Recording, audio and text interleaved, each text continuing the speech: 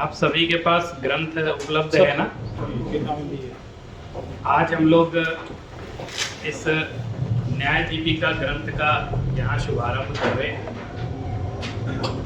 और जैसा कि अभी इंट्रोडक्शन के रूप में मैंने थोड़ी बात इसके बारे में आपको बताई है, लेकिन उसके साथ कुछ और बातें भी हैं जो न्याय दीपिका ग्रंथ को महत्वपूर्ण बनाती हैं। कभी क्या होता है कि कोई भी चीज़ प्रारंभ करने से पहले हम लोगों को यदि उसकी महिमा आती है तो उसमें उपयोग विशेष लगता है कि ये कितनी इम्पोर्टेंट चीज़ है। आप ये समझिए कि अभिनव धर्म भूषण यति जो इसके कर्ता हैं, उन्होंने एक बहुत बड़ा गिफ्ट हम लोगों को दिया। उनका गिफ्ट ये है कि सारे शास्त्रों का पारायण करके अभी तक जो न्याय ग्रंथ लिखे गए थे उनको पढ़ करके उन्होंने बच्चों को समझाने के लिए, बच्चों को पढ़ाने के लिए ये न्याय दीपिका नाम का ग्रंथ लिखा। आप ये समझो, यदि जैन न्याय का कोई कोर्स डिजाइन किया जाए ओरिजिनल टेक्स्ट के माध्यम से, तो सबसे पहला ग्रंथ उनको न्याय दीपिका पढ़ाया जाता है। एंट्री लेवल कि आपको न्याय समझना है तो सबसे एंट्री लेवल पे न्याय दीपिका नाम का ग्रंथ पढ़िए। लेकिन ये ग्रंथ लिखा बहुत बाद में गया। माने अगर इसको क्रोनोलॉजिकल ऑर्डर में देखें तो 14th सेंचुरी में इस ग्रंथ की रचना हुई। उसके पहले न्याय के बहुत सारे ग्रंथ लिखे गए थे, बड़े बड़े ग्रंथ लिखे गए। लेकिन जब हम पढ़ाते हैं तो हम क्रोनोलॉजिकल ऑर्डर में नहीं पढ़ाते, हम पढ़ाते हैं एंट्री लेवल से कि कौन सा ग्रंथ हमारा एंट्री लेवल का है, उसको हम फर्स्ट सेमेस्टर में रखते हैं कि भाई यहाँ से हम शुरू करेंगे। और फिर धीरे धीरे धीरे जो बड़े ग्रंथ हैं उनको हम कोर्स में प्रेस्क्राइब करते हैं कि भाई अब इसका अभ्यास हो गया। यदि आपने न्याय दीपिका का अभ्यास अच्छे से कर लिया है, इसको पढ़ना लिखना सीख लिया, तो इसके बाद आप परीक्षा मुख सूत्र ग्रंथ भी आपके पास है। ये बेसिक ग्रंथ है। जैसे तत्वार सूत्र ग्रंथ आप जानते हैं कि संपूर्ण जैन दर्शन का एक बेसिक सूत्र ग्रंथ, मूल है। उसके एक्सप्लेनेशन में ही सारी बातें होती हैं। इसी तरह जैन न्याय के क्षेत्र में आपके सामने जो परीक्षा मुख सूत्र है, ये आचार्य माणिक्य नंदी ने इसकी रचना की थी और ये सूत्र ग्रंथ के रूप में। न्याय दीपिका जो हम पढ़ रहे हैं वो गद्यात्मक शैली में लिखा गया, गद्य लिखा है। इसमें उन्होंने कारिकाएं नहीं लिखी, गाथाएं नहीं लिखी। इसके पहले तक जो न्याय दीपिका के पहले जो जैन न्याय के ग्रंथ थे वो दो रूपों में उपलब्ध होते थे, या तो वो सूत्र शैली में थे या वो कारिका गाथा के रूप में। जैसे अगर आपने सन्मति तर्क सूत्र का नाम सुना हो, सम्मय सूत्र है ना, सम्मय सुत्तम सन्मति सूत्र, वो न्याय का ग्रंथ है लेकिन वो प्राकृत की गाथाओं में लिखा हुआ है। आपने आप्तमीमांसा नाम का ग्रंथ सुना होगा, आचार्य समंत भद्र ने जो लिखा था, वो क्या है, कारिका की शैली में है, श्लोक लिखे हुए हैं उसमें। या प्रोज में अगर हम देखें तो पहले टीका लिखते थे, जैसे तत्वार सूत्र की टीका है सर्वार सिद्धि। इसी तरह परीक्षा मुख सूत्र की टीका जो आचार्य अनंत वीर स्वामी ने लिखी है, प्रमेय रत्नमाला। तो ये गद्य के रूप में जो अगले टीका ग्रंथ आते थे, तो वो किसी न किसी ग्रंथ का एक्सप्लेनेशन करते थे। लेकिन मौलिक ग्रंथ के रूप में जैन न्याय को समझाने के लिए, गद्य की शैली में समझाने के लिए ये पहला ग्रंथ है जिन्होंने सीधे डायरेक्ट गद्य में अपनी बात कहना शुरू कर दी। और अभी हमने आपके सामने इसका मंगलाचरण प्रस्तुत किया था इनॉग्रल सेशन में। थोड़ा इसके मंगलाचरण से ही अपनी बात शुरू करते हैं। और जैसा हमारी भारतीय परंपरा है कि हम लोग किसी भी मंगल कार्य की शुरुआत करते हैं तो मंगलाचरण करते हैं, तो हमारी जो कार्यशाला की शुरुआत भी हम मंगलाचरण से करेंगे। इस ग्रंथ को पढ़ेंगे, जितनी भी क्लासें होंगी हम शुरू करने से पहले इस मंगलाचरण को पढ़ेंगे। तो एक बार आप मेरे साथ रिसाइट करिएगा, पहले मैं बोलता हूँ फिर आपको उसको रिसाइट करिए। ग्रंथ खोल लीजिए और उस पर उंगली रख के पढ़िएगा। जहां हम पढ़ रहे हैं उस पर, ताकि उच्चारण का दोष ना हो। उंगली रखकर पढ़िएगा, पेन या उंगली रख लीजिए और उसका उच्चारण करेंगे। फिर रोज हम लोग ये ग्रंथ पढ़ेंगे, माने ये मंगलाचरण पढ़ेंगे। और इसके साथ कोई कार्यशाला होती तो उसके बाद टेस्ट भी होता है कि आपने क्या पढ़ाई की, क्या नहीं की, तो उसका एक एग्जाम भी होना चाहिए। तो मैं न्याय दीपिका का एक एग्जाम भी लूंगा और आपको वो टेस्ट भी देना है। मैं जो पढ़ाऊंगा उसमें से ही आपसे प्रश्न पूछूंगा, तो जो बातें मैं कह रहा हूँ वो नोट करते चलिए। और मेरे प्रश्न सिर्फ किताब से नहीं होंगे, जो मैंने बोला है वो भी होगा। ये इसलिए कि ऐसा नहीं मैं किताब पढ़ के टेस्ट दे दूं, ऐसा नहीं। जो मेरी क्लास सुनेगा वो ही उसका उत्तर दे पाए, इसलिए आप थोड़ा उस पर भी ध्यान से सुनिएगा और नोट्स अपने बनाते जाइए। उसमें एक प्रश्न जो मैं ओपन कर रहा हूं, वो प्रश्न ये है कि मंगलाचरण का अर्थ लिखो। ये मैं अभी से ओपन कर रहा हूं, इसलिए आप इस मंगलाचरण का अर्थ अच्छे से समझ लीजिए। ये प्रश्न निश्चित आएगा और आपको याद भी होना चाहिए। माने एटलीस्ट हमारी न्याय दीपिका की जो अभी जितनी भी क्लास चलेगी उसका एक फल ये आना चाहिए कि आपको न्याय दीपिका का मंगलाचरण याद हो। इतनी बार इसको हमको बोलना है। और ये क्यों पढ़ना चाहिए इसका भी डिस्कशन इस ग्रंथ के अंदर किया गया है। सबसे पहले हम उच्चारण करते हैं। श्री वर्धमान मरहंतम नत्वा बाल प्रबुद्धये विरच्यते मित स्पष्ट संदर्भ न्याय दीपिका। किसी भी ग्रंथ का कोई भी व्यक्ति जो आचार्य होते हैं, ज्ञानी लोग होते हैं, वो मंगलाचरण करते हैं। उसका बहुत उद्देश्य होता है कि हम ऐसा क्यों कर रहे हैं। तो ये जो मंगलाचरण इसमें किया, इन्होंने मंगलाचरण में कई चीजें एक ही श्लोक के अंदर डाल दी। क्या? एक तो अपने इष्ट का स्मरण करना है, जो मेरे आराध्य हैं उनकी पूजा करना है, उनको ख्याल करेंगे, मंगल होगा। दूसरा, वो अपने ग्रंथ का उद्देश्य भी स्पष्ट कर देते हैं और टारगेट ऑफ द ऑडियंस भी स्पष्ट कर देते हैं कि हमारी ऑडियंस कौन है, किनके लिए हम ग्रंथ लिख रहे हैं, किनके लिए हम बात कह रहे हैं। हम लोग एक मैनेजमेंट स्टडी सेंटर में बैठे हुए हैं और यहाँ पर सबसे पहली बात ये सिखाई जाती है कि कोई भी आप प्रोजेक्ट लॉन्च करते हैं तो सबसे पहले टारगेट निश्चित करिए कि आपका जो कस्टमर है वो किस एज ग्रुप का है और किस फील्ड का है, तब जाकर के आप अपने प्रोडक्ट के बारे में बताइए। ये मैनेजमेंट में लोग सिखाते हैं। अगर आप एंशिएंट उसमें जाएंगे तो ये सारी मेथोडोलॉजी हमारे पुराने ग्रंथों में मिलती है, अगर उसको आप एक्सप्लेन करना जानते हैं, उसको समझना जानते हैं। तो देखिए, श्री वर्धमान मरहंतम, जो वर्धमान स्वामी जैन धर्म के अंतिम तीर्थंकर, जिनको भगवान महावीर, सन्मति वीर, अतिवीर कहा जाता है, उनका एक नाम वर्धमान है, जो निरंतर बढ़ते हुए हैं, जो निरंतर ऊपर की तरफ जा रहे हैं। अरहंतम, ऐसे अरहंत भगवान को नत्वा, नमस्कार करके, मैं उनको प्रणाम करके।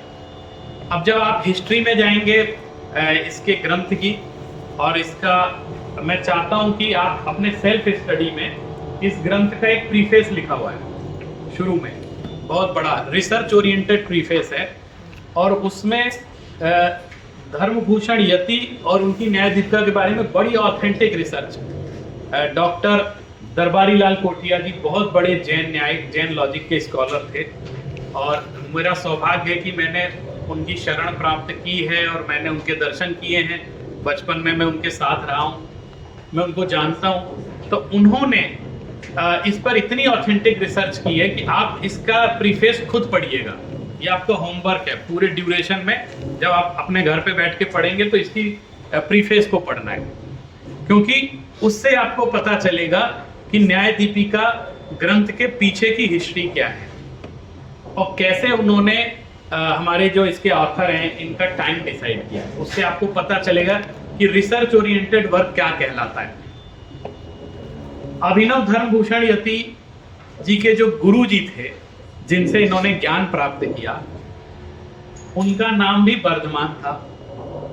तो यहाँ पर जब वो कहते हैं श्री वर्धमान मरहंतम, तो वो परोक्ष रूप से या प्रत्यक्ष रूप से एक ही शब्द में तीर्थंकर भगवान महावीर स्वामी को भी नमन कर रहे हैं और अपने गुरु, जो जिनका नाम, गुरु जी का नाम वर्धमान था, उनको भी प्रणाम कर रहे हैं। अब अगली लाइन है बाल प्रबुद्धये। किसके लिए लिख रहे हैं? बाल, बच्चों के लिए। उनके प्रबुद्धये, उनके बोध के लिए, उनका ज्ञान बढ़ाने के लिए।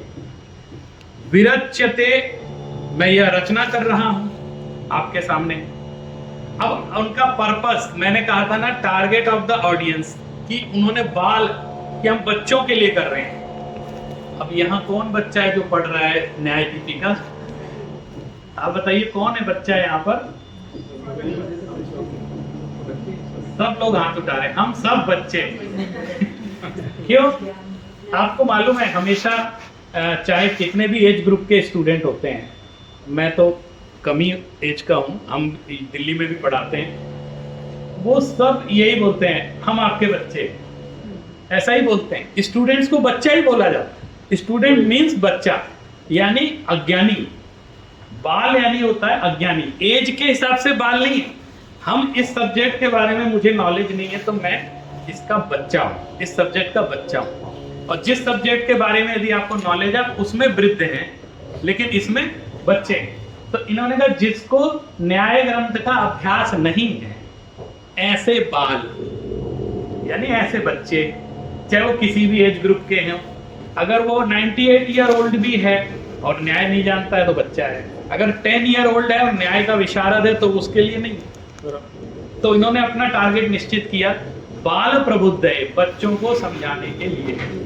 और जब ये कहा जाता है तो वो कठिनाई से बचने के लिए, कि वो जो कठिन ग्रंथ है उनसे हम नीचे आ रहे हैं, सरल भाषा में आपको समझाने की कोशिश कर रहे हैं। उस समय 14th सेंचुरी में वो ये सरल लिख रहे थे, और आज 21st सेंचुरी में यही चीज कठिन हो गई। उस समय के लिए ये सरल थी क्योंकि बाल प्रबुद्ध है, लेकिन आज चूंकि हमारे व्यवहार से, हमारे नॉलेज से, हमारी लैंग्वेज से ये चीजें चली गई। अभी हम हिंदी का मीनिंग भी लगाना मुश्किल होता है, यहाँ संस्कृत में बात कह रहे हैं। अभी जो आज का वातावरण है, अगर हम अपने बच्चे से बोलते हैं कि 68 रुपए लाओ, तो कहता है 68 माने क्या होता है, तो 68 बोलना पड़ता है, तब वो क्लियर होता है। हर बच्चा, यानी हमारी जो गिनती है, हमारी जो पद्धति है ट्रेडिशनल, वो कैसे आउट ऑफ डेट हो रही है या कैसे लोगों के ज्ञान से हट रही है, उनसे हम ये अपेक्षा कर रहे हैं कि वो इस ग्रंथ को समझें। इसलिए आपके सामने इस न्याय दीपिका को पढ़ करके एक आपके सामने टास्क ये भी है कि आज की मॉडर्न लैंग्वेज में इस न्याय को आपको प्रेजेंट करना है। ये एक टास्क है, आपके सामने एक टारगेट है कि हमको ऐसा करना है। तो आप इसकी प्रैक्टिस करके आपका जो प्रेजेंट नॉलेज है, कॉन्टेम्परेरी नॉलेज है, उसको यूज करते हुए यदि इस एंशिएंट नॉलेज को आप मॉडर्न तरीके से प्रेजेंट करते हैं, तो निश्चित रूप से इस विद्या के ऊपर भी बहुत बड़ा उपकार होगा, क्योंकि आज की जनरेशन उसको मिला पाएगी, समझ पाएगी। और ऐसे अनेक लोग मैंने देखे हैं जो बहुत मॉडर्न टूल से युक्त हैं, मॉडर्न नॉलेज जिनको है, आजकल का जो नॉलेज कहलाता है, जो उसके बारे में उन्होंने इसको जब समझा तो उन्होंने ये कहा कि हमारा नॉलेज तो कुछ नहीं है और सारा यहीं से आया हुआ है, लेकिन चूंकि ये गायब हो गया इसलिए हमको पता नहीं है। हम सोच रहे हैं कि विदेश से पढ़ करके आ रहे हैं, सीख रहे हैं। जब वो अपने ग्रंथ में जाते हैं तो कहते हैं पहले यहाँ से एक्सपोर्ट हुआ, फिर वहाँ रिफाइंड हुआ, फिर वहाँ से इंपोर्ट होकर के हमारे सामने आ गया और हमसे ये कहा गया कि हम आपको ज्ञान दे रहे हैं। तो भारत हमेशा से विश्व गुरु था, है और रहेगा, क्योंकि सारा ज्ञान जो मूल ज्ञान है अध्यात्म का, दर्शन का, उसके बीज हमारे भारत में ही पाए जाते हैं। फिर इनका पर्पस देखिए, विरच्यते मित स्पष्ट। मित शब्द का क्या अर्थ है? छोटा। हम लोग कहते हैं ना, हित मित प्रिय वचन बोलना चाहिए, ऐसे वचन बोलने चाहिए जो हितकारी हो, लोगों के लिए कल्याणकारी हो, मितकारी हो, कम हो, ज्यादा लंबा नहीं होना चाहिए, और प्रिय लगने वाले हो। तो मिथ का मतलब होता है संक्षेप में। तो वो ये भी बोल रहे हैं कि मैं बहुत लंबा चौड़ा ग्रंथ लिखने वाला नहीं हूं, मिथ। लेकिन मिथ का मतलब ये नहीं है कि क्लियर ही नहीं हो बात। मान लो इतनी भी संक्षेप में नहीं कहना है कि हम बोलें और आप समझो ही ना, आपको क्लियर ही ना हो। मिथ भी है और स्पष्ट भी है। क्लियर है, जितना हम कह रहे हैं उतना क्लियर। अगर आप समझेंगे तो बात पूरी समझ में आ जाएगी। और स्पष्ट कुछ भी नहीं। और दूसरी बात, संदर्भ न्याय दीपिका, ये मॉडर्न रिसर्च मेथोडोलॉजी। अभी लोग बोलते हैं सारा हमको अंग्रेजों ने सिखाया रिसर्च मेथोडोलॉजी, इंडिया में तो थी ही नहीं। आपको देखो 14th सेंचुरी का एक बहुत बड़ा प्रमाण है संदर्भ न्याय दीपिका। उस रेफरेंस की बात कर रहे हैं, संदर्भ दे रहे हैं। और ये इस ग्रंथ में उन्होंने बिना रेफरेंस, बिना कॉन्टेक्स्ट के कोई बात नहीं कही। वो खुद कहते हैं ये कलेक्टिंग वर्क है, हमने कलेक्ट किया है पूरे प्राचीन आचार्यों के बात को, अपने तरीके से कहा है। और जहां जहां उन्होंने कोई बात कही है उसमें आचार्यों का रेफरेंस भी दिया है। किस आचार्य ने किस ग्रंथ में बात कही है उसका प्रॉपर रेफरेंस भी दिया है। तो ये जो हम लोग आज बहुत ज़्यादा रिसर्च मेथोडोलॉजी में इतने हावी हो गए हैं कि ये तो साइकोलॉजिकल एसोसिएशन ऑफ अमेरिका ने हमको नई मेथोडोलॉजी दी है और हमको ऐसा करना वैसा करना है। अगर आप हमारे आचार्यों के प्राचीन ग्रंथ, टीका ग्रंथ पढ़ेंगे तो आपको पता लगेगा उनसे बड़ा रिसर्च स्कॉलर आज तक कोई नहीं।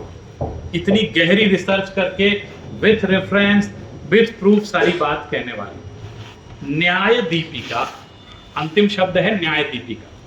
न्याय यानी युक्ति। न्याय शब्द के बहुत अर्थ हैं। अगर आप खोजने बैठेंगे ना बहुत सारे अर्थ मिलेंगे। लॉजिक जिसको आज बोलते हैं, न्याय, परीक्षा, युक्ति, तर्क, अन्वीक्षिकी। अन्वीक्षिकी संस्कृत में एक अन्वीक्षिकी विद्या बोला जाता है। अन्वीक्षिकी विद्या माने होता है तर्क विद्या, लॉजिक। माने बहुत सारे हेतु, हम लोग हेतु कहते हैं, हेतु विद्या यानी लॉजिक। अनुमान विद्या यानी लॉजिक। जितनी भी तरह के टर्म्स अलग अलग ग्रंथों में अलग अलग बात बात में होते हैं, ये सारे के सारे न्याय शब्द को कहने वाले। यानी हम किसी भी चीज की बिना परीक्षा किए उसको ग्रहण नहीं करते हैं। इसलिए हमको ज्ञान भी प्रमाण सहित परीक्षा प्रधानी होकर ही ग्रहण करना है। उसको समझने की एक मेथोडोलॉजी है न्याय। आज आपको क्या करना है, जैसा मुझे संकेत भी मिला कि लोग बहुत बिगिनर हैं और अगर हम डायरेक्ट ग्रंथ से ही पूरा अध्ययन करेंगे तो हो सकता है वो थोड़ा टफ पड़ जाए। तो हम क्या करते हैं, थोड़ा मिक्स करके चलते हैं। ग्रंथ भी पढ़ना है लेकिन साथ में हमको बात भी समझनी है कि किस तरीके से मेथोडोलॉजी कैसे डेवलप। आप देखिए जब कोई टूल्स आपको मिल जाते हैं तो कितना आसान हो जाता है चीज़ों को समझ। जैसे मान लीजिए आपने बहुत प्राचीन, या आप तो काठियावाड़ के लोग भी होंगे, मारवाड़ के भी होंगे, सब लोग जानते हैं। गांव में आप जाएं तो आज भी एक ट्रेडिशन है। कभी मैंने देखा कोई एक लेडीज जीरा बेच रही थी, ऐसे चादर में रख के जीरा। तो मैंने कहा कितने का है, तो उसने ये नहीं कहा कितने रुपए किलो है, ऐसा नहीं बोला। उसने कहा कितना ग्लास चाहिए, तो मैंने कहा ग्लास चाहिए, तो उसके पास एक छोटा सा ग्लास था। उसने कहा 50 रुपए का एक ग्लास है। मैंने कहा कितना ग्राम है, बोले मुझे इससे मतलब नहीं है, ये ग्लास है, इसको भर के ऐसे करके समतल करके देंगे। 5 ग्लास चाहिए तो 5 ग्लास देंगे, 1 ग्लास चाहिए तो 1। उसने अपना एक मापदंड बना रखा है ग्लास। अब आप एक चीज सोचिए, ये देसी पद्धति थी, मतलब कैसे बेचे चीज को तो कर लेते थे। लेकिन आप ग्लास को मापदंड बना सकते हैं काउंटिंग के लिए, उसको करने के लिए बना सकते हैं क्या? क्यों आप नहीं बना सकते? क्यों? उसने अपना काम चला लिया और हमने भी पूछा कितने ग्राम है, क्या है, बोले इससे मतलब नहीं, ये भर के देंगे 50 रुपए का, चाहे जितना नहीं, क्योंकि भर के दे रहे हैं, इतना हमारा हिसाब। लेकिन क्या ऑल इंडिया में हर गांव में उस गिलास को क्या आप मापदंड बना सकते हैं? क्यों? क्योंकि सबके गिलास अलग अलग हैं। किसी का छोटा है, किसी का बड़ा है, किसी का चौड़ा है, किसी का पतला है, तो उसमें मेजरमेंट ठीक नहीं बैठेगा। तब इसका निर्धारण कौन करे कि कैसे क्या होगा? तो एक थर्ड पार्टी डिसीजन करती है, जैसे गवर्नमेंट ऑफ इंडिया या इंटरनेशनली इस चीज़ का डिसीजन होता है, जो माप तौल विभाग होता है, वो कहता है आप क्या तौल रहे हैं इससे हमें मतलब नहीं है, तौल इतना होता है ये हम आपको बताओ। 1 kg, ये इस वेट को 1 kg कहते हैं। एक डिसीजन हुआ ना फाइनली, आप इसको भी 1 kg बोल सकते हैं, उसको भी बोल सकते हैं, लेकिन नहीं, उन्होंने कहा नहीं, एक हिसाब है जिसको हम कहते हैं 1 kg है, और उस पर हम सील लगाएंगे कि इस हिसाब से 1000 ग्राम इक्वल टू 1 kg, ये हमने फिक्स कर लिया। अब हमने डिसीजन करके मार्केट में कह दिया कि जो भी व्यवहार होगा वो 1 kg माने ये कहलाएगा। अब आपने देखा होगा कहीं जो लोकल शॉपकीपर्स रहते हैं वो पत्थर को तोड़ करके रख लेते हैं उसमें, देखिए जिनके पास बटखरा नहीं होता वो पत्थर को तोड़ के 1 किलो का बना के रखते हैं। हमको उस पर विश्वास नहीं होता है, वो कहता है नहीं बराबर है, तब भी हमको विश्वास नहीं होता है। क्यों? क्योंकि ये ऑथेंटिक नहीं है। ऑथेंटिसिटी किस चीज से निर्धारित होती है कि उसने 1 kg का वो किया। इसी तरह न्याय शास्त्र में एक मेथोडोलॉजी, उस मेथोडोलॉजी के आधार पर ही जैन न्याय भी चलता है, बौद्ध न्याय भी चलता है, और जो न्याय वैशेषिक करके जो न्याय दर्शन है वो भी उसी मेथोडोलॉजी में बात करते हैं। कहीं कोई एक मापदंड फिक्स करके फिर क्या सही है क्या गलत है इसका निर्णय हम लोग करते हैं। तो हम इस न्याय दीपिका को पढ़ने के साथ साथ इस चीज को भी सीखेंगे। इसमें आएगी बात कि कौन सी चीज हमें निर्धारित करनी है और तराजू कौन सा यूज करना है। आप समझिए, अब तराजू कौन सा, जैसे एक व्यक्ति कपड़ा बेच रहा था तो उसने कहा कि 10 मीटर कपड़ा चाहिए, तो 10 उसका 1 मीटर का एक फुट्टा होता है 1 मीटर, तो वो लेके फुटा 10 मीटर नाप दिया। हम खुश हो गए कि 10 मीटर का कपड़ा हमको मिल गया, वो भी कि 10 मीटर हमने बेच दिया। अब क्या, उस कपड़े का माप निश्चित करने के लिए ये जरूरी है कि वो फुट्टा सही होना चाहिए। वो 1 मीटर का फुट्टा है कि नहीं है इसका भी निर्णय करते हैं। अगर वो सही है तो ही तो कपड़ा सही होगा, अगर वो सही नहीं है तो कपड़ा कैसे सही होगा, कपड़े का माप कैसे सही होगा, या तो कम होगा या ज्यादा होगा, कुछ गड़बड़ होगा। इसलिए वो फुट्टा समझना जरूरी है। अभी हम लोग जो बातचीत करेंगे उस फुट्टे को समझने के लिए करेंगे, क्योंकि ये 2-3 दिन में पूरा न्याय तो आपको सिखा नहीं सकते, लेकिन उसका अगर मेजरमेंट आपको समझ में आ गया कि ऐसे डिसीजन लिया जाता है, फिर आप फ्री हैं, आप किसी भी चीज का डिसीजन लीजिए, उससे उसका मानदंड तय कर लीजिए कि ये सही है अथवा गलत। एक आचार्य हेमचंद्र ने बहुत अच्छा श्लोक कहा है, पक्षपातो न मे वीरे न द्वेषः कपिलादिषु युक्तिमद वचनम यस्य तस्य कार्य परिग्रह। ये श्लोक किसी ने सुना है इसके पहले? आपने सुना है, आचार्य हेमचंद्र ने श्लोक कहा, बहुत सुंदर श्लोक है।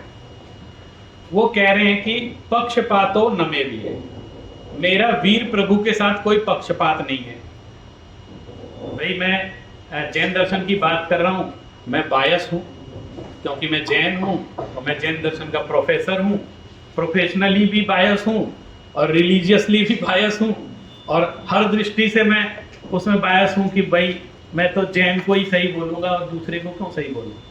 तो वो कह रहे हैं कि हम आपको ये बात बताना चाहते हैं कि मेरा वीर प्रभु से कोई पक्षपात नहीं है। पक्षपातो न मे वीरे न द्वेषः कपिलादिषु। जो कपिल आदि आचार्य हैं, माने कपिल आदि माने कपिल जैसे आचार्य हैं जो दूसरे दर्शन के, उन जैसे और भी जो कणाद ऋषि हैं आदि जो आचार्य हैं, उनसे मेरा कोई द्वेष नहीं है, और ना मैंने वीर प्रभु से कोई राग है। तो क्या है, बोले युक्ति मद वचनम यस्य, इन सब में से जिनके वचन मुझको युक्ति युक्त लगेंगे, तस्य कार्य परिग्रह, उसको मैं स्वीकार कर लूंगा। पहले आप प्रूफ कर दो कि इनकी बात ठीक है, मैं उसको स्वीकार, अगर प्रूफ नहीं होगी तो मैं स्वीकार, मैं बायस नहीं हूं। अगर कपिल के वचन युक्ति युक्त हैं और आप प्रूफ कर देते हैं, मेरे सारे क्वेश्चन का आंसर आप दे देते हैं, तो मैं कपिल की बात को स्वीकार करूंगा, क्योंकि मेरे लिए क्या इंपॉर्टेंट है, युक्ति मीन्स न्याय मीन्स परीक्षा, ऐसा कह करके वो वचन कहते हैं। तो यहाँ वर्धमान स्वामी को नमस्कार करके वो न्याय दीपिका, इसी युक्ति युक्तता को समझाने के लिए दीपिका माने उस न्याय को प्रकाशित करने वाला ग्रंथ आपके सामने स्पष्ट कर रहे हैं।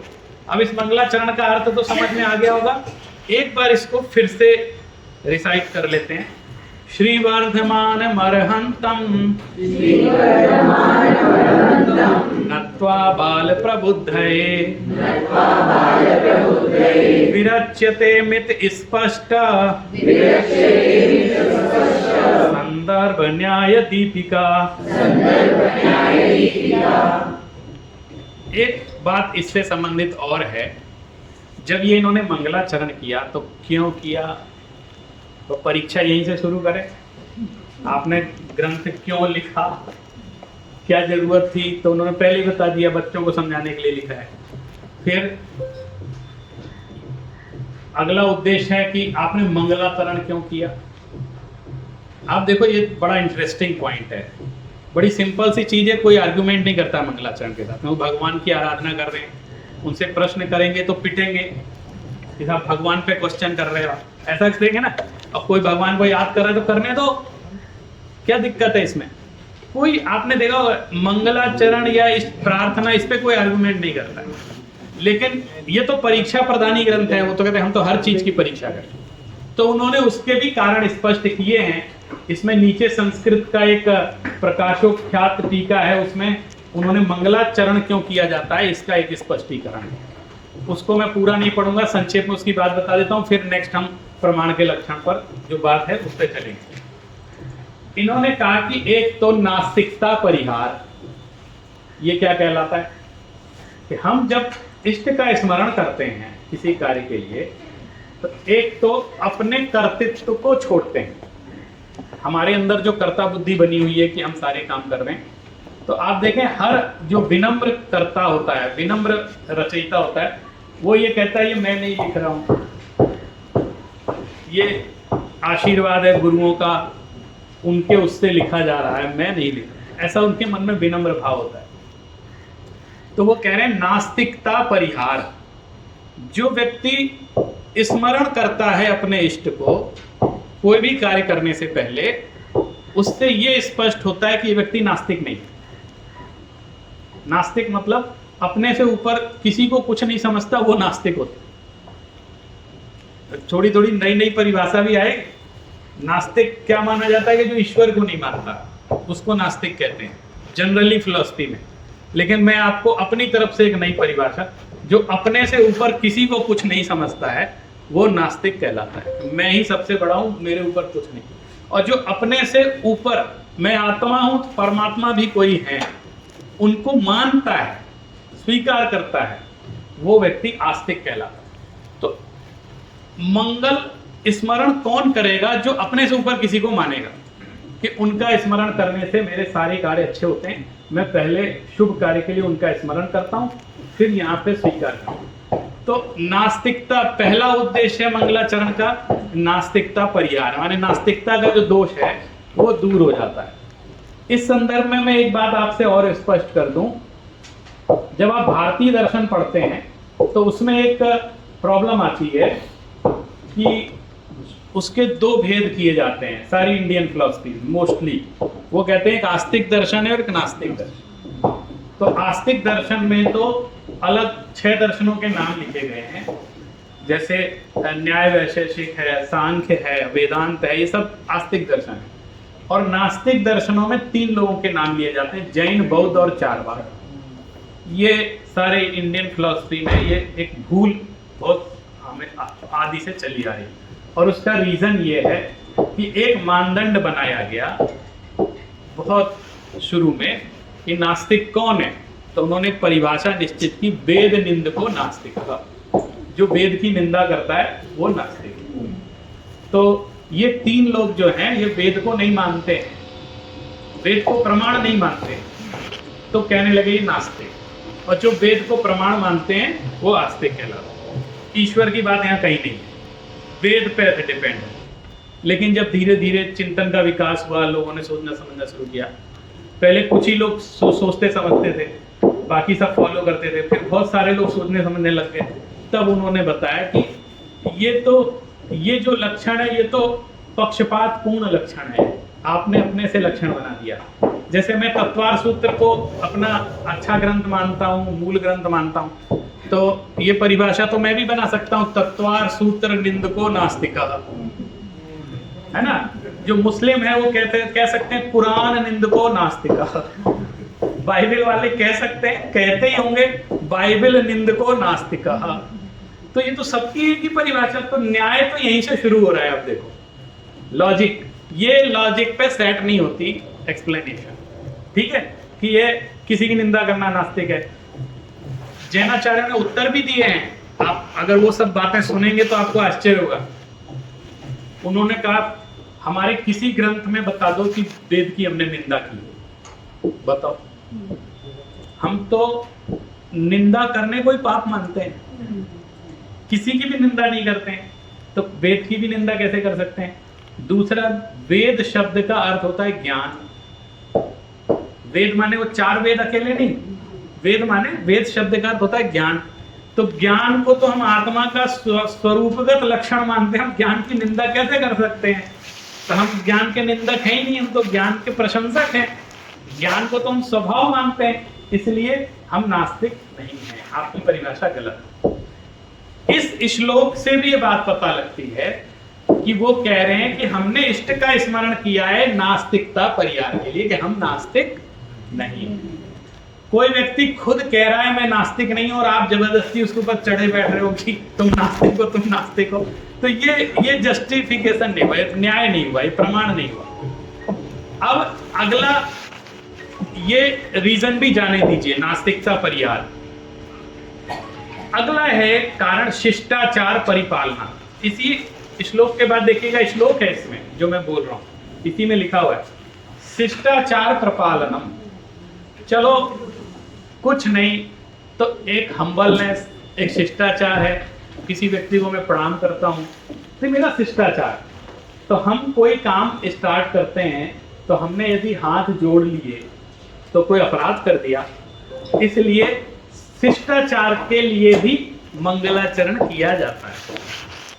फिर पुण्यावाप्तिश्च, पुण्य की प्राप्ति के लिए क्या है, हम शुभ भाव में आ जाते हैं। जब इष्ट का स्मरण करते हैं तो शुभ भाव में, तो उससे पुण्य होता है, तो पुण्य के लिए भी मंगलाचरण किया जाता है। और जो सबसे प्रधान उद्देश्य है निर्विघ्न शास्त्राद्वाप्त संस्तवाद, निर्विघ्न शास्त्र परिसमाप्ति। हम कोई भी काम मंगलाचरण से इसलिए शुरू करते हैं ताकि हमारा काम अच्छे से पूरा हो जाए, जो हमने संकल्प किया है वो अच्छे से पूरा हो जाए, उसमें कोई विघ्न नहीं आए, निर्विघ्न रूप से हमारा ग्रंथ संपन्न हो जाए। हमने जो काम शुरू किया है, एक कार्यशाला के पहले मंगलाचरण क्यों किया, ताकि 5 दिन हम लोग बिना किसी विघ्न बाधा के आराम से पढ़ाई कर लें। एक पर्पस ये भी होता है।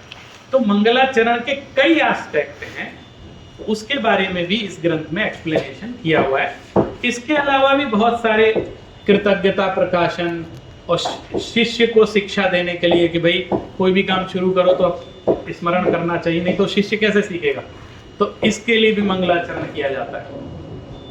अब इस ग्रंथ को हम पढ़ना प्रारंभ करते हैं।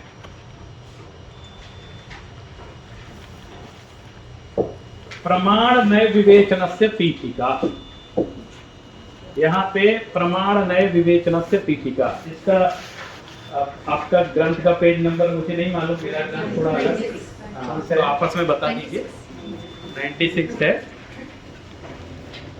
अब आपको मंगलाचरण से ही लॉजिक शुरू करें।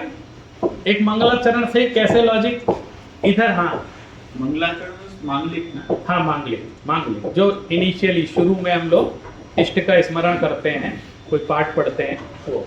और एक मुझे प्रश्न पूछना था। हाँ, ये जैन न्याय है, ये जो विचार आया गुरु जी को, वो क्यों आया? इनको अभिनव धर्मभूषण यति जी को हाँ, ये ग्रंथ लिखने का भाव क्यों आया?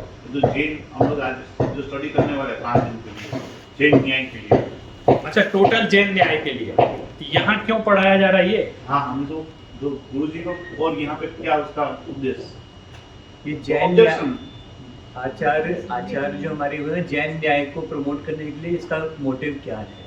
अच्छा, टोटल जो आचार्यों ने जैन न्याय क्यों बनाया ये कह रहे हैं ना, कि इधर क्यों पढ़ा रहे हैं ऐसा? आपने उस आचार्य क्यों क्या आचार्य मोटिव क्या है? ठीक है, ठीक है। अभी आपको ये बात समझ में आ जाएगी। अगर शॉर्ट में इस पे ज़्यादा मैं इसलिए नहीं बोलूँगा इस बात पे कि ये लंबा लेक्चर हो जाएगा, फिर हमारा टेस्ट छूटेगा, लेकिन आपको शॉर्ट में बताता हूँ। 2 चीज़ें होती हैं, एक रिलीजन होता है और एक फिलॉसफी है। आपने देखा होगा ना, रिलीजन एंड फिलॉसफी डिपार्टमेंट होते हैं। इसमें बेसिक डिफरेंस क्या होता है? रिलीजन में भी वही बात पढ़ाते हैं, फिलॉसफी में भी वही बात पढ़ाते हैं। मैंने बातें लगभग दोनों की एक से, जैन धर्म में क्या अंतर है, दर्शन में क्या अंतर है। जैन धर्म पढ़ो तो भी वही पढ़ना है, 7 तत्व 6 द्रव्य, और दर्शन पढ़ो तो भी वही पढ़ना है। आप क्या कह रहे हैं? फिलोसॉफी यानी तर्क लगाते हैं, और रिलीजन प्रूफ हो चुका है। हाँ। वो बात यही असली बात है जो आप कह रहे हैं। रिलीजन फेथ पर आधारित होता है, ठीक है। रिलीजियस स्टडीज में ज़्यादा क्वेश्चन मार्क नहीं होते, और इसलिए उसके फॉलोअर भी ज़्यादा होते हैं। आपको कुछ नहीं करना है, जो मैं कह रहा हूँ बस मान लो, सोचना नहीं है ना। आपको फॉलो करना ओनली। और आप देखेंगे कि इस दुनिया में सबसे ज़्यादा फॉलोअर्स वहाँ हैं जहाँ पढ़ाई का अभाव है, ज्ञान का अभाव, जहाँ स्टडी रेगुलर पढ़ाई लिखाई नहीं होती, या फिर ज्ञान की परंपरा नहीं है, जहाँ सोचा विचारी नहीं होती है। और जहाँ सोचा विचारी होती है, जहाँ लोग पढ़े लिखे होते हैं, तो एक घर में अगर 4-5 मेंबर हैं तो वो इतना सोचते विचारते हैं कि पापा बीजेपी को वोट देते हैं, मम्मी कांग्रेस को देती है, और बेटा जो है आम आदमी पार्टी को वोट देता है। मैंने इतना डिफरेंस होता है, उनके विचार हैं, उनके लॉजिक हैं, हम इनको इसलिए पसंद करते हैं। तो आप देखेंगे जहाँ ज्ञान होगा ना वहाँ भेद होगा, और जहाँ अज्ञान होगा वहाँ एकता हो जाएगी। तो हमको नहीं सोचना है, वो सोच रहा है उसके पीछे लग, और जहाँ सब सोचेंगे तो अलग अलग रास्ते चलेंगे।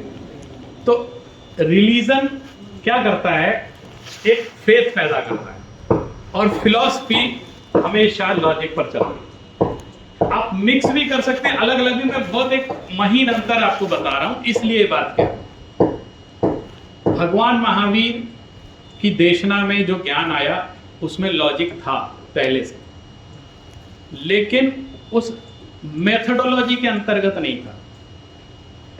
आप कह रहे हो तौलते थे, लेकिन उनका अपना तराजू था, हर व्यक्ति तौल के बात करता था। लेकिन एक युग आया जब बुद्धिवाद ज्यादा बढ़ गया, लोग जो है दिमाग से, तर्क से ही बात चिंतन विचार करने लगे। तो उस समय भगवान महावीर के ज्ञान को, भगवान महावीर की वाणी को लॉजिक पर कसने के लिए, चूंकि वो ये मानते थे कि इनकी बात सही है, तो उसको लॉजिक पे कसने के लिए तर्क युग का प्रारंभ हो गया। तो जो युग चलता है उसके अनुरूप हमारे आचार्य व्याख्या करते हैं। जैसे मान लीजिए आज साइंस का युग है, तो आप सबसे ये अपेक्षा की जाती है कि आप जो जैनिज्म के सिद्धांत हैं उसको साइंस के अकॉर्डिंग सिद्ध करिए।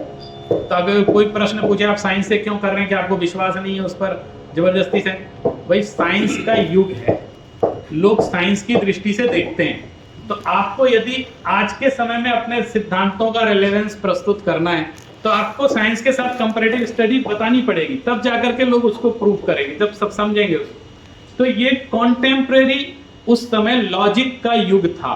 बौद्धों के यहाँ भी लॉजिक चल रहा था, न्याय वैशेषिक में न्याय का लॉजिक चल रहा था, चारों तरफ तर्क वितर्क चल रहे थे। तो उस समय हमारे जो जैनाचार्य फिलोसफर्स थे, उन्होंने लॉजिक को इन्वेंशन किया। कि हम आज की जो पद्धति है उसके अनुसार जैनिज्म की बात करना शुरू।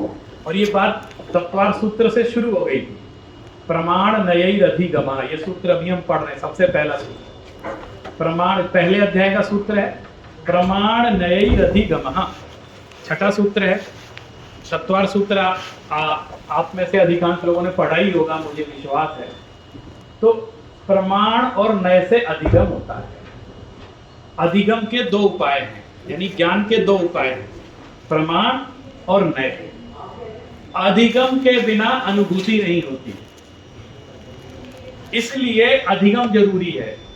और अधिगम बिना न्याय के नहीं होता है, इसलिए न्याय समझना जरूरी है। प्रमाण और नय ये जैन न्याय की व्यवस्था है। जब ये शुरू हो गया तो उस समय सारी बातें जो जैन आचार्य बोलते थे या भगवान महावीर के आगम ग्रंथों में आई थी, उनको प्रूफ करने के लिए आज के लैंग्वेज में, उस समय ये शैली जो मैं पढ़ाऊंगा चलती थी, उन्होंने सारा जैनिज्म प्रूफ किया इस लैंग्वेज में। इसलिए जैन न्याय का उद्भव हुआ और उसका फिर डेवलपमेंट भी हुआ। मैंने अभी 14th सेंचुरी तक, 18th सेंचुरी तक भी जैन न्याय के ग्रंथ लिखे गए। उपाध्याय यशो विजय जी ने वो ग्रंथ लिखे। ठीक है, अब मैं टेक्स्ट पर आता हूँ, क्योंकि अगर बीच में कोई ऐसा डिस्कशन आएगा ना तो हमारा टेक्स्ट छूटेगा, लंबा लंबा चला जाएगा, क्योंकि इतनी शंकाएं इसको पढ़ते समय होती हैं कि लगता है ये भी पूछ लो, ये भी पूछ लो। तो हम ऐसा क्लास में रखेंगे कि थोड़ी देर में आपको पढ़ाऊंगा, फिर थोड़ा फ्री छोड़ दूंगा क्वेरी के लिए, उसी समय हम लोग डिस्कशन करेंगे। ऐसा ठीक रहेगा आर्यन जी? लास्ट में 5-10 मिनट आप अपना नोट करके रखिएगा, कोई चीज छूटनी नहीं चाहिए। अभी हाफ एन आवर का अपन करेंगे, उसके बाद लंच के बाद होगा। अभी हाफ एन आवर। अच्छा, 1:30 पे छोड़ना है, ठीक। प्रमाण नयैरधिगमः, ये पहला सूत्र है, इसका मैंने अर्थ बता दिया, ये तत्वार सूत्र का सूत्र है। तत्खलु परम पुरुषार्थ निःश्रेयस साधन सम्यक दर्शनादि विषयभूत जीवादि तत्वाधिगमोपाय निरूपण परम। कह रहे हैं यहाँ पर कि परम पुरुषार्थ क्या है? मोक्ष। सबसे बड़ा पुरुषार्थ किसको कहते हैं? लिबरेशन। उसके लिए उसका जो कारणभूत है परम पुरुषार्थ यानी मोक्ष, और मोक्ष का जो कारणभूत है। एक चीज आपको स्पष्ट कर दूं कि ये ग्रंथ आपको इसीलिए दिया गया है, अगर आप इस ग्रंथ के माध्यम से पंक्ति पढ़ना सीख गए, आप समझ रहे हैं, टेक्स्ट डायरेक्ट। अभी जैन लॉजिक पे एक बहुत बड़ा आर्टिकल आप पढ़ सकते हैं, एक अच्छी बुक पढ़ सकते हैं जो आज के लोगों ने लिखी है, लेकिन आचार्य की डायरेक्ट पंक्ति पढ़ना ये बहुत इंपॉर्टेंट होता है, और उसमें से मीनिंग निकालना ये बहुत इंपॉर्टेंट होता है। अगर आपने इसको पढ़ना सीख लिया तो आप ये समझ लीजिए कि आपकी विजय पताका शुरू हो गई। फिर इसके बाद एक बार आपको प्रैक्टिस हो जाती है। हमारे मैं ओरिजिनली बनारस का हूँ और हमारे यहाँ संस्कृत की परंपरा चलती है, और वहाँ पर ये बात कही जाती है कि आपने कितने ही कुछ किया और आपने गुरु मुख से शास्त्र पढ़ा है कि नहीं। यूट्यूब से नहीं, गुरु मुख से, गुरु जी ने मुंह से सुनाया और पंक्ति लगाई है कि नहीं। पंक्ति का मतलब एक एक स्टेप बाय स्टेप उसका मीनिंग लगाना, फिर उसकी एक्सप्लेनेशन तो कुछ भी होती है, लेकिन आप उसको पंक्ति से अर्थ समझना शुरू करते हैं। अभी आपको जैसे मैंने मंगलाचरण पंक्ति से पढ़ाया, एक एक शब्द का अर्थ बताया। अब आप जब मंगलाचरण खुद पढ़ेंगे तो आपको अपने आप उसका अर्थ भाव भाषण होगा। हम जब कोई मंत्र पढ़ते हैं, कोई श्लोक पढ़ते हैं, उसका भाव भाषण कब होगा? द्रव्य से पढ़ लेंगे, लेकिन भाव तब होगा जब उसका पढ़ते ही समय अर्थ हमारे अंदर में आए। तो ऐसी हमको प्रैक्टिस शास्त्र पढ़ने की करनी चाहिए। इसी के लिए ये वर्कशॉप लगाई जाती है, क्योंकि आजकल जो रेगुलर स्टडीज में लेक्चर सिस्टम चलता है, जैसे मैं जैन न्याय पे 5 लेक्चर आपको देके जा सकता हूँ, लेकिन टेक्स्ट एक भी नहीं छुएंगे, तो क्या होगा? आपका थोड़ा फंडामेंटल क्लियर होगा, थोड़ा कॉन्सेप्ट समझ में आया, लेकिन शास्त्र नहीं छुआ। ऐसा होता है, पीजी पोस्ट ग्रेजुएशन कर लिया जैनिज्म में, लेकिन एक भी शास्त्र नहीं छुआ, जबकि मूल तो वो शास्त्र है। उसको अल्टीमेटली फाइनली जाके शास्त्रों का ही अध्ययन करना है, उसकी प्रैक्टिस कब करेंगे? इसलिए भी हम शास्त्र पे ध्यान देते हैं। मैं पूरा शास्त्र पे नहीं रहूंगा, एक्सप्लेन अलग अलग भी करेंगे, लेकिन थोड़ा थोड़ा मूल जिसका उद्देश्य CSU सेंट्रल संस्कृत यूनिवर्सिटी ने हमको जिस पर्पज से ये वर्कशॉप आयोजित करने को कहा है, वो हम ले करके मूल चलते रहे। आप देखिए, किसी चीज से डरने की जरूरत नहीं है। आप खुद 5 दिन बाद आप खुद पढ़ाने लग जाएंगे इसको, इतना सरल है। वो हमारे दिमाग में एक फोबिया बैठा दिया गया है कि बहुत कठिन है, तो हमको हर चीज कठिन लगने लगे।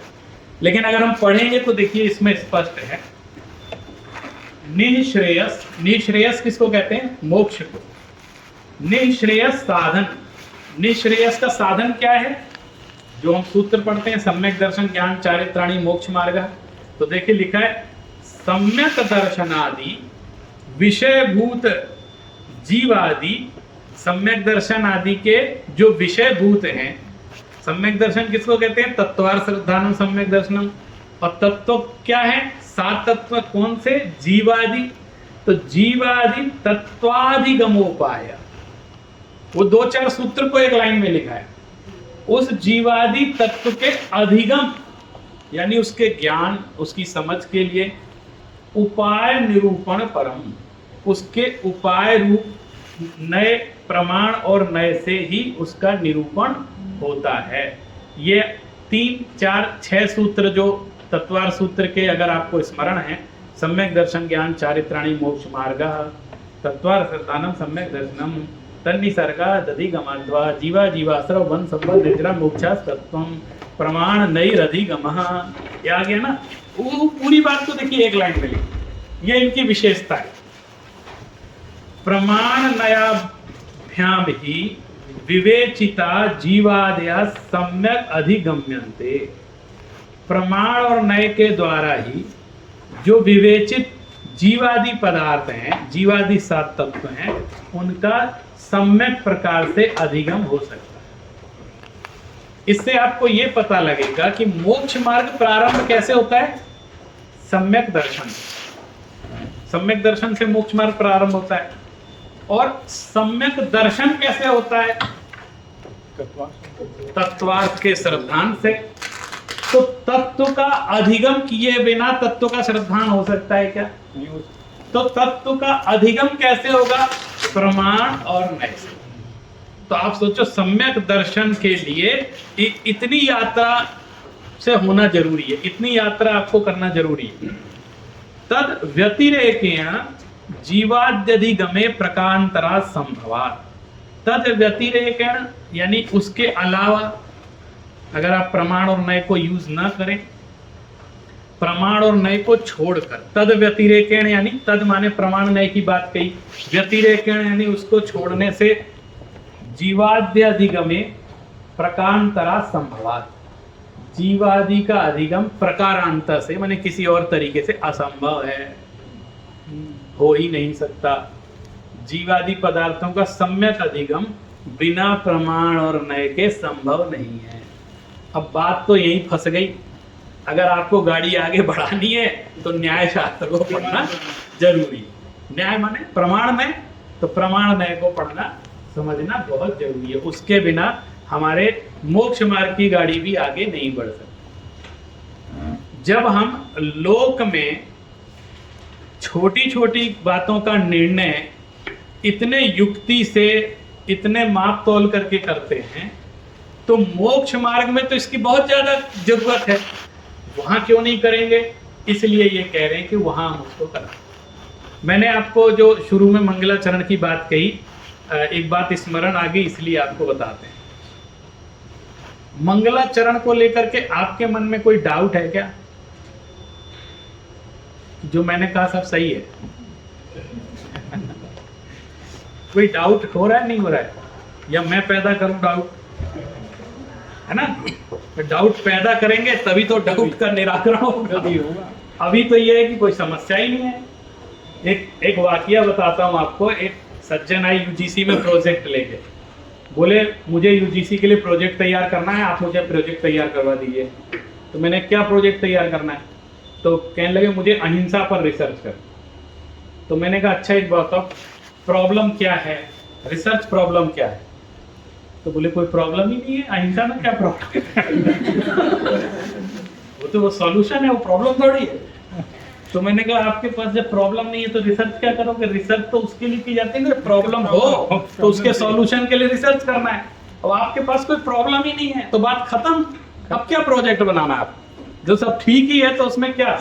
जब ठीक नहीं होता है उसके सॉल्यूशन के लिए हमको प्रपोजल रिसर्च का डिजाइन करना पड़ता। तो सबसे पहले रिसर्च में सिखाया जाता है कि आप प्रॉब्लम आइडेंटिफाई करना सीखिए। मैं आपको बता रहा हूँ, अभी आप लोग बहुत सुखी हैं, कुछ पता नहीं। एक प्रवचन में 1 घंटे का दूंगा, उसके बाद आपको दुख ही दुख दिखने लगेगा। आपको ऐसा लगेगा कि इस संसार में दुख से ज्यादा कुछ नहीं है। अब भगवान बुद्ध को सुने तो सर्वम दुखम दुखम, है ना, सर्वम क्षणिकम, तो घबरा जाएगा व्यक्ति की तो सारी तरफ दुख ही दुख है, ऐसे फील नहीं हो रहा था। लेकिन जब बोला तो तब वो एक एक चीज आपको जब ले जाके दिखाते हैं कि ये तुम्हारे दुख हैं, तब उसको याद आता है अच्छा मैं दुख, क्योंकि हम भूले बैठे हुए हैं अज्ञान में।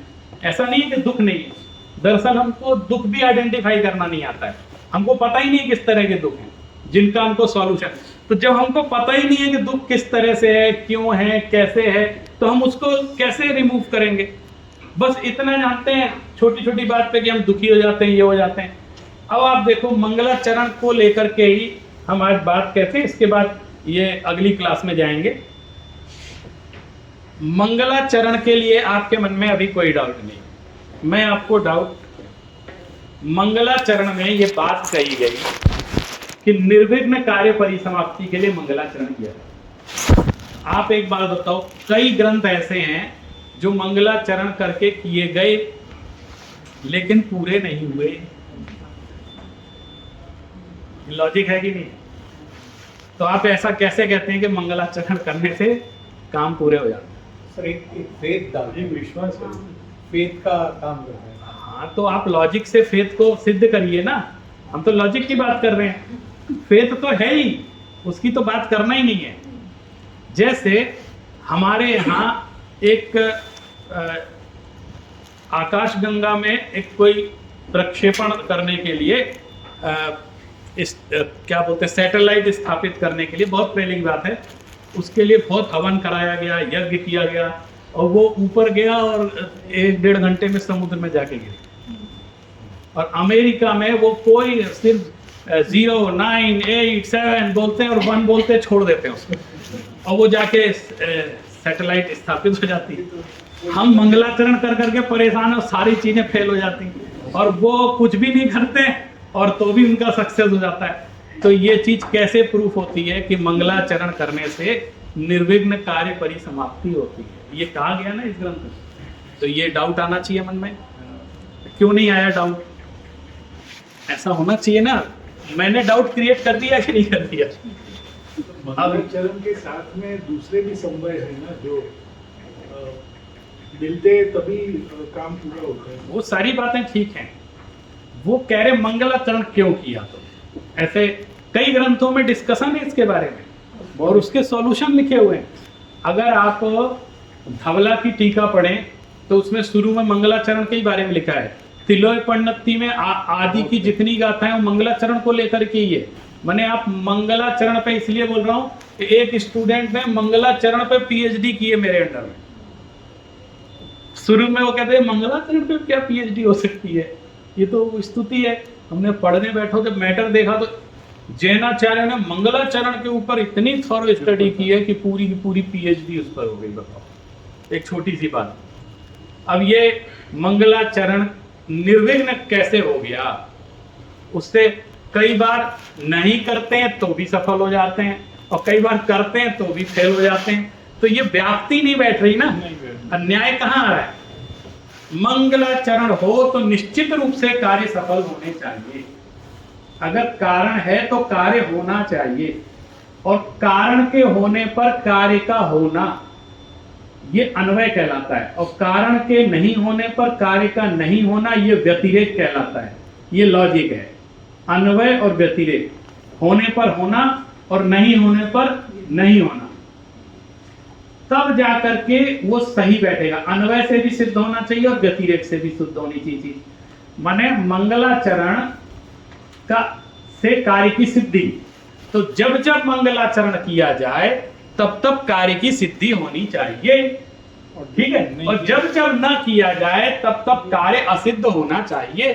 तब तो हम ये बात मानेंगे कि मंगलाचार्य से कार्य की निर्विघ्न समाप्ति हो।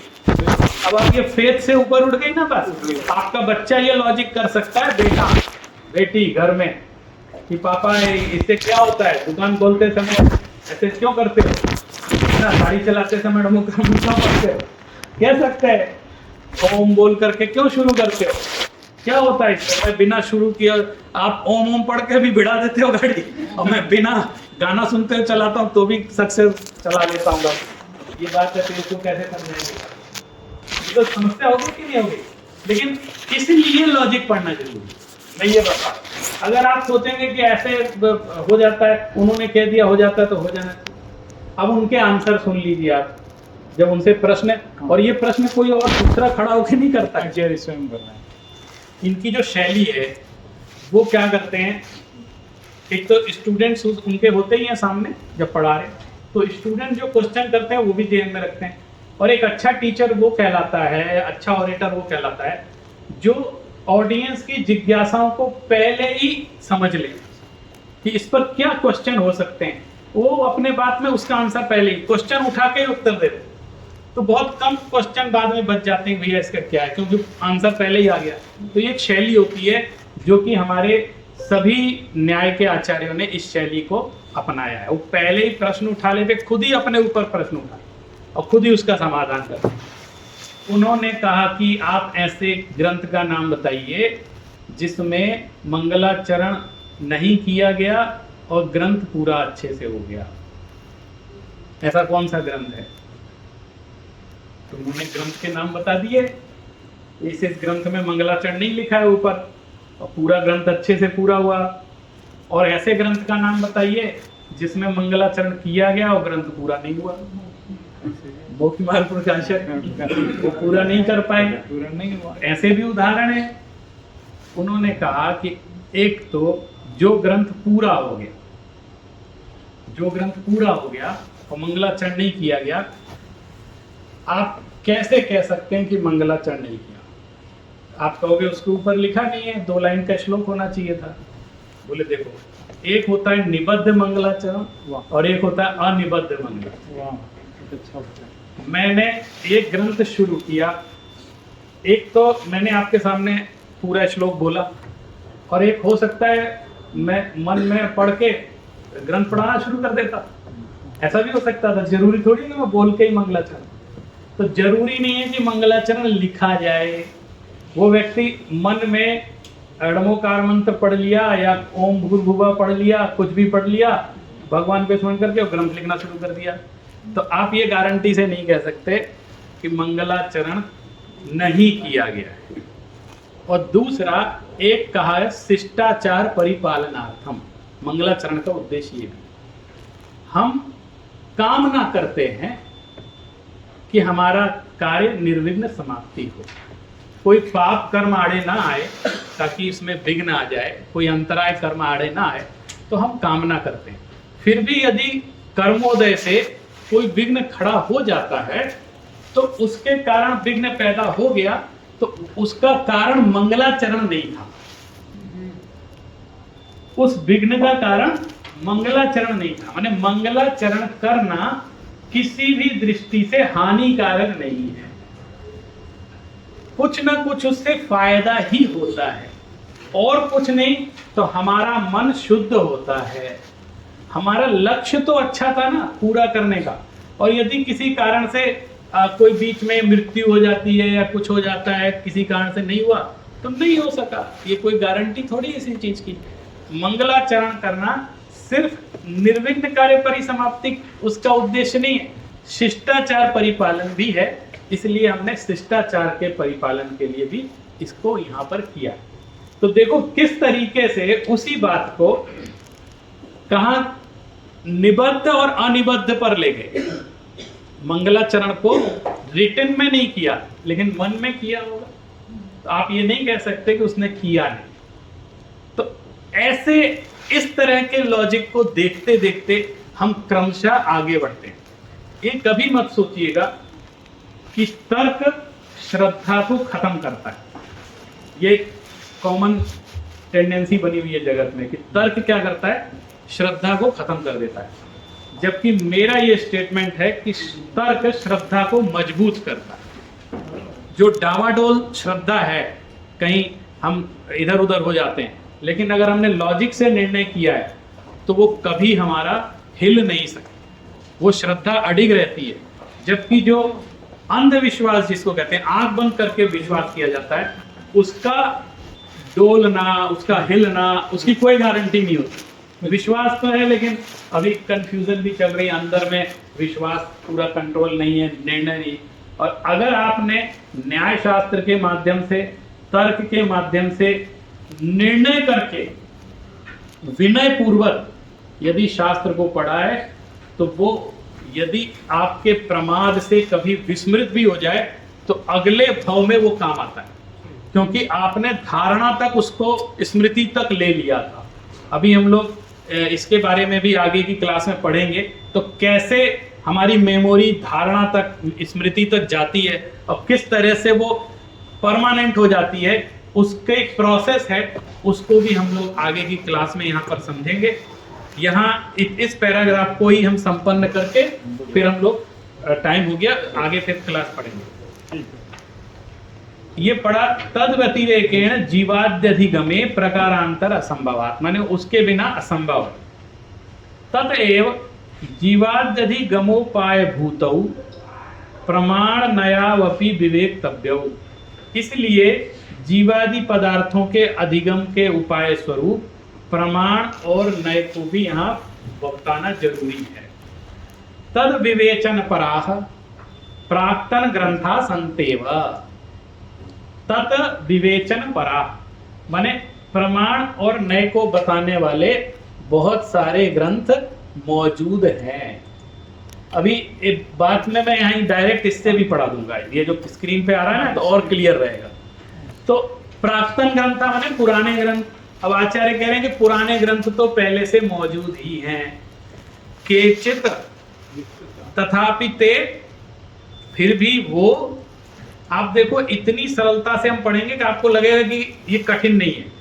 तथापि वे केचित विस्तृता, अब वो जो ग्रंथ पहले से हैं वो कोई तो बहुत बड़े बड़े ग्रंथ हैं कि लोग देख के ही घबरा जाते हैं कि भाई इतने बड़े ग्रंथ हम कैसे पढ़ पाएंगे।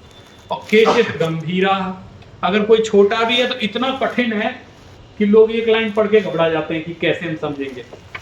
इति न तत्र बालानाम अधिकार, इसलिए वहां पर बच्चों का अधिकार नहीं हो पाता है, माने नए लोग उसमें प्रवेश नहीं कर पाते, क्योंकि कुछ तो बहुत बड़े हैं और कुछ बहुत गंभीर हैं। ततस्तेषाम, इसलिए तेषाम माने उन बच्चों के लिए, सुखोपायेन, सुख पूर्वक उपाय के लिए, ताकि वो अच्छे से, प्यार से, सरलता से इस चीज को समझ सकें। प्रमाण नयात्मक न्याय, प्रमाण और नय से युक्त न्याय को स्वरूप प्रतिबोधक शास्त्राधिकार संपत्ते प्रकरणमिदं आरभ्यते। मैं उन बालकों को सरलता से प्रमाण और नए रूप न्याय के स्वरूप का बोध कराने के लिए यहाँ पर उन शास्त्रों में प्रवेश पाने के लिए ये प्रकरण मैं प्रारंभ कर रहा हूँ। बहुत बढ़िया, अपना देखो पर्पस उन्होंने स्पष्ट कर दिया। बहुत सारे ग्रंथ पहले लिखे गए हैं, कोई बड़े हैं, कोई गंभीर हैं, तो जो नए लोग हैं वो नहीं सीख पाते हैं। मेरी इच्छा है कि मैं नए लोगों को ग्रंथ सिखाना, न्याय में प्रवेश कराऊं, इसलिए मैंने ये ग्रंथ यहाँ पे छोटा सा ग्रंथ आपके लिए लिखा है और आप लोग इसको शांति से पढ़ना। वो बेचारे इतनी मेहनत से लिख के चले गए और हमारे पास पढ़ने की फुर्सत है। लिखना कितना कठिन होता है, लेकिन हमें पढ़ने की भी फुर्सत नहीं है। तो अगर हमने सारे अपने परिग्रहों को छोड़कर, सारी चिंताओं को छोड़कर समय निकाल करके यहाँ आए हैं, तो जितने दिन हम पढ़ रहे हैं उतने दिन पूरे मनोयोग पूर्वक इस शास्त्र की, अगर आप 4 पंक्तियां भी अच्छे से लगाना सीख गए ना, तो इस कार्यशाला की सफलता हो जाएगी। आपका प्रवेश हो गया इस ग्रंथ में, पढ़ना तो आपको बाद में है ग्रंथ, लेकिन प्रवेश हो गया तो आप खुद भी पढ़ना सीख जाएंगे। और मेरी कोशिश रहेगी कि आपकी इस यात्रा में मैं आपकी मदद करता रहूं। और अभी की कक्षा को यहीं संपन्न करते हैं। फिर लंच के बाद हम लोग पुनः हाँ, 2 बजे यहाँ पर पुनः एकत्रित होंगे। 2 बजे मिलते हैं लंच यहीं पर ही 3rd फ्लोर पे।